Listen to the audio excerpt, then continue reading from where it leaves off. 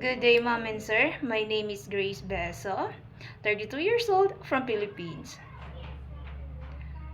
I am single mother. I have 3 children, aged 7, 9, and 11 years old. 2 boys and 1 girl. I have 6 brothers, and I am the seventh among the 7 siblings, and I am the youngest and only girl to the family. I worked in Saudi Arabia last 2019 until 2021. I serve to the 7 family member age 90 years old, 46, 32, 28, 26, and 7 and 1-year-old children.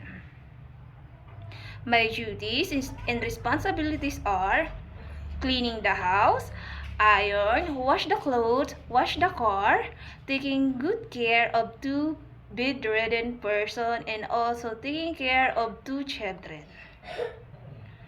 Mom, sir, I am loyal, trustworthy, and honest. And I can work under my pressure.